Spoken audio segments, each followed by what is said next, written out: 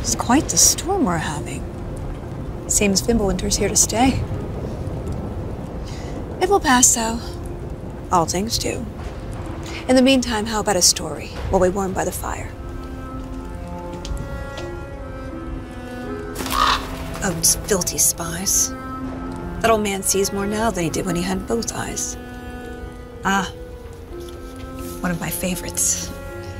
It's a story of adventure. A father and son working together to overcome insurmountable odds, setting in motion the greatest war the 9 realms have ever seen. I'm getting a bit ahead of myself.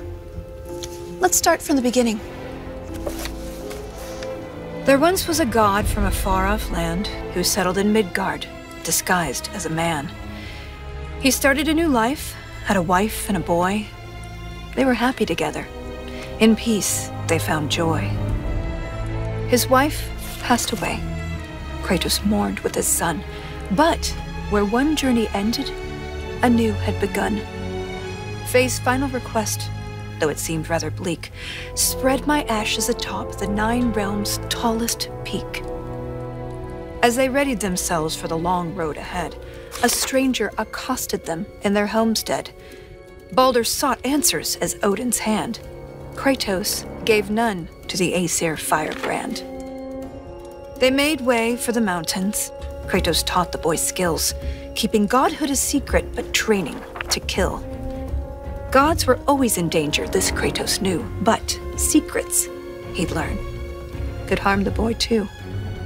They found Mimir in a tree, punishment for his wrongs, so they lopped off his head, and they brought him along.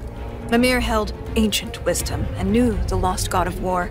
He warned, tell the boy, but Kratos ignored. No, now hold on a minute. Is that all that's in there about me? Something to add? Actually, yes, I do. You see, Odin, in all of his dreadfully paranoid wisdom, trapped me in that bloody tree for perceived wrongs, and I led quite the colourful life before even meeting him. It all started when I was just a lad in the service of a great fairy king. Riveting stuff, really. We'll have to get back to that later. No! Don't turn the page! I wasn't finished! If Mimir were telling the story, we'd be here all day. Anyways, they met Freya, masquerading as a witch in the woods. A god knows a god. She would aid where she could. She cautioned, you must tell your son he's divine. But Kratos dismissed her. He'd regret this in time. On the road, Baldur's allies, Thor's sons, attacked. Something snapped in Atreus as he tried to fight back. The Aesir lost the battle, but Atreus fell too. Kratos rushed him to Freya. She would know what to do. Freya was disheartened with the father's neglect, but with the heart of Hell's troll, she could save his son yet. Kratos thundered through Helheim and slew the great troll. He had captured its heart, but in his, burned a hole. He returned with his offering. Freya cast a keen spell, and Atreus was healed, though not all was well.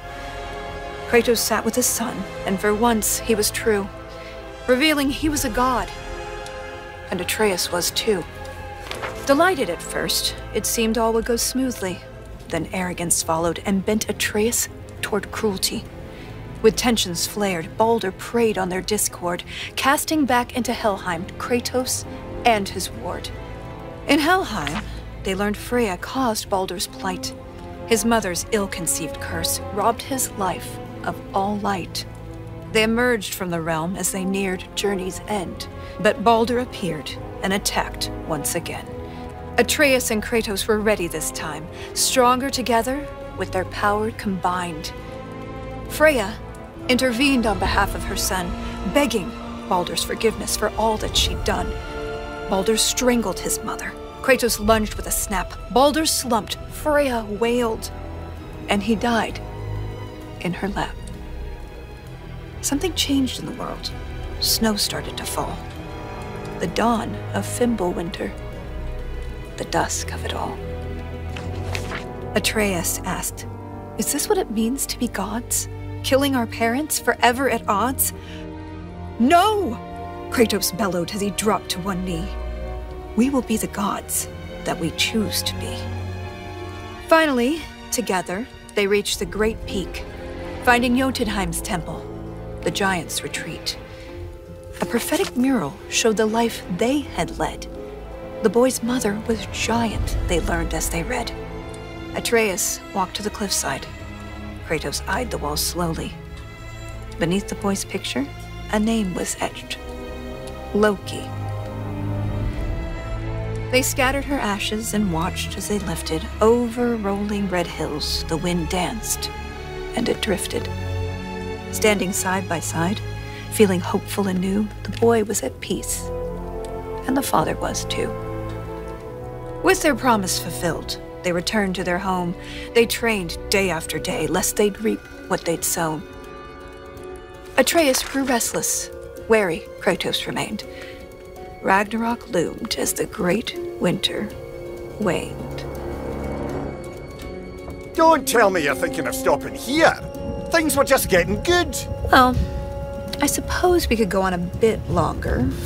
An excellent idea. This is the most dramatic part. On second thought, perhaps we'd better cut it short. It seems that we're out of time. If you want to know how this story ends, I'm afraid you'll have to find out for yourself. Until then.